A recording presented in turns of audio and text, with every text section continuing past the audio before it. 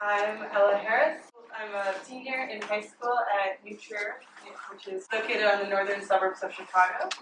And New Trier is a very large college preparatory high school, public school. And within New Trier, there's a program called the Integrated Global Studies School, or IGS, which is an alternative learning program, very self-directed, and there's about 25-ish seniors and about the same amount of juniors in the course. I have a grade of a little over 1,000 students, so very small percentage of students.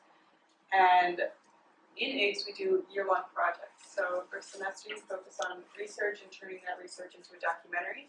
And second semester, you take your documentary and you make that the foundation of an action project.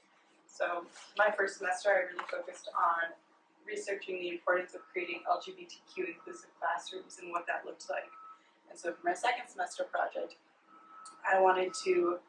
my goal was to reach as many students as possible and impact as many students as possible. And I figured that the best way to go about that was to reach as many teachers as possible, which is why I'm here, presenting to teachers. So, I wanted to start with the documentary I made because that really has become the foundation of my project.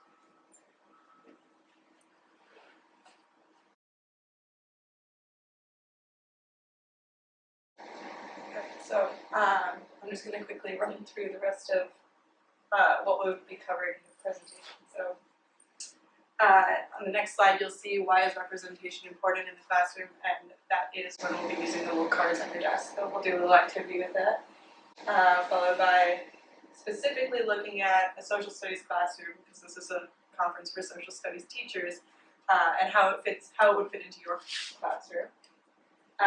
And then kind of talking about, all right, now you've got all the information, where can we start with that? And following up with things to keep in mind while you're teaching. So let's kind of break it down and talk about why it is important. So as the documentary just covered, the suicide rates for LGBTQ youth are much higher than their straight peers, and there is a reason for that, and it tends to stem back to the education system and inclusion in the classroom. Creating acceptance. So when you have LGBTQ inclusive classrooms, you're ultimately creating acceptance because the conversation has started and you're talking about it more and you're making people feel more comfortable with the idea and less uncomfortable with something that they don't know much about. Seeing someone like me in the classroom. So this representation is huge. It's proven that when a student can relate to the information being taught, their performance in that class increases, and that's because they feel personal connection to whatever is being up on the blackboard. You're including some parts of somebody's story or identity, why not include all parts? Building tolerance, so this kind of goes hand in hand with the creating acceptance, and this is where it becomes important for not just LGBTQ students, but for all students. Most of the time, bulliers will bully because there's a characteristic about someone that is unknown and unfamiliar to them. And when you start talking and you bring that conversation into the classroom, you take away the foreignness of this unknown trait, and there's no reason then to bully based on something that's dissimilar, because there's no fear, there's no intimidation of something unknown anymore. And then lastly, expanding minds and resources. So this is huge, and again, looking at all different perspectives in the classroom is something Aspen talked about in the documentary, and really just trying to incorporate as much knowledge as you can in the classroom. Why are we talking about social studies specifically? So up here, and I don't know if any of you are familiar with the genderbread person. This is a really fun infographic, and there's a bunch of different versions of it. And I like this one specifically because, and I'm sorry that's a little blurry, I didn't realize it was going to be so blurry. Right here it says 5 of infinite possibilities, and it says that for each of the categories, and there's many more categories than this, but these are kind of your main 4. So gender identity, and that's what you feel on the inside. That's your brain knows, okay, this is my gender, this is me, and that's regardless of any other contributing factors. And again, so 5 of infinite possibilities, and you have anything from women to man to non-gender and agender. And these are some of the panels of different places you could fit these lines and what that might equal gender expression. So that's how you express. So you may feel like a man on the inside and express female on the outside because that's maybe something that makes you happy, or that's something that you grew up doing. Whatever it is, that's how you express yourself. Biological sex. So that's that's basically when you're born and the doctor says, it's a boy or it's a girl. And again, that's something that's not necessarily, that's something that's just kind of told to you from a young age. And that is something that, again, can change based off of your gender identity. That's something that's more fluid than is given credit to.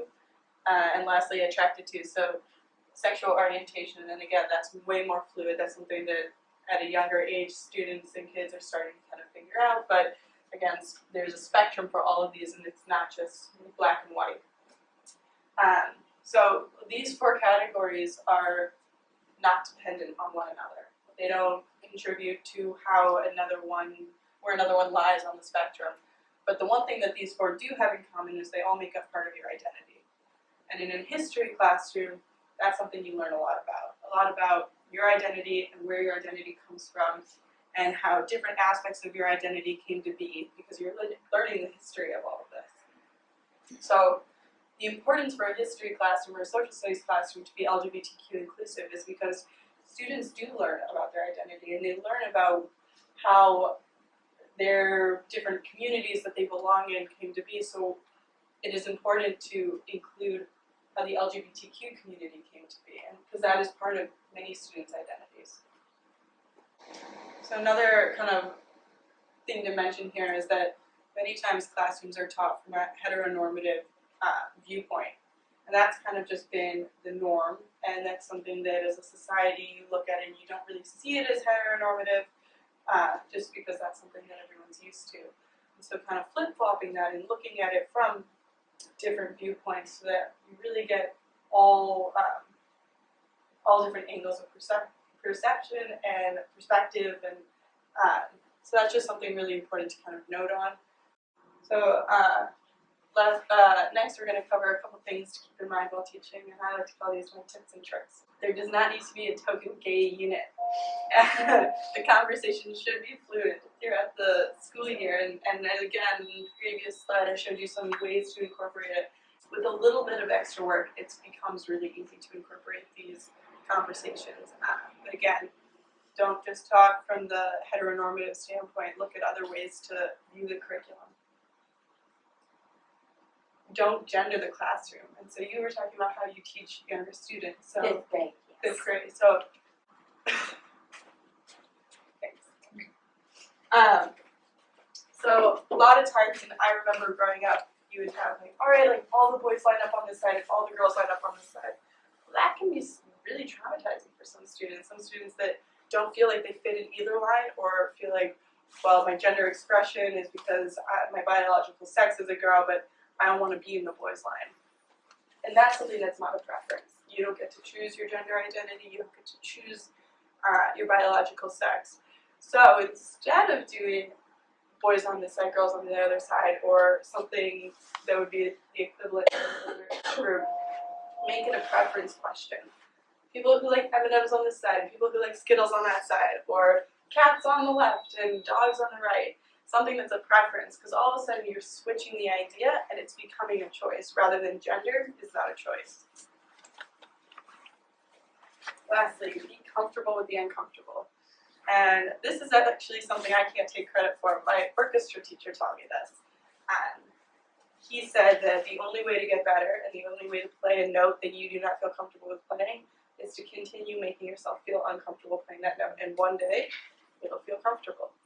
So, again, as you were saying, you did not initially feel comfortable talking with these students and bringing these conversations in, but by the end of the school year, it became a little bit easier. A lot of times teachers will not bring this conversation into the classroom because they don't have all the answers, and they don't know even where to start. And they know they won't feel comfortable talking about it. Well, the only way to feel comfortable talking about it is to be uncomfortable and power through that uncomfortableness to get to a comfortable state. And no one is expecting you to have all the answers. Ultimately, you're learning alongside with the students, and that's kind of important because You might have somebody ask you something and you might have to say, let me do some more research and I'll come back to you tomorrow with a better answer. And that, again, is okay, rather than saying, we're going to skip this unit altogether, or we're going to skip this conversation altogether because I don't have the answers. So this is a resource that I hope you all take back to your school and share with other people in your department and other educators. I launched a website that explains this whole project. Quickly, just tap on that. LGBTQ inclusiveclassrooms.weebly.com. So you come here and it brings you to the home page. Again, that's the documentary, and you scroll down. You can click on one of these tabs. So social studies. You can click social studies. It'll explain the importance for specifically a social studies classroom, and then go into those content ideas again.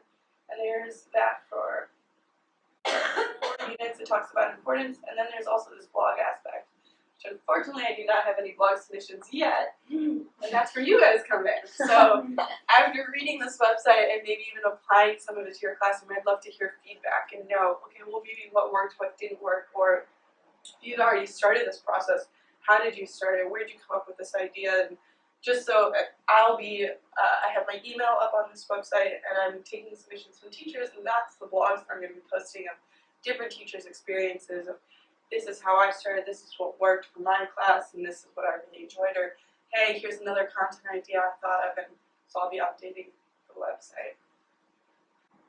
And lastly, how to continue the conversation. So this is a conversation subtopic that I'm very passionate about. I've worked all year on, and this is something that I want to study for the next 4 years in college. And so any recipient of this presentation, I'm asking to take back everything I've said, take it back to your workplace and to other educators, bring the website and show them that. The documentary, again, is on that. And the only way to kind of spread this news is literally by just having people continue this conversation.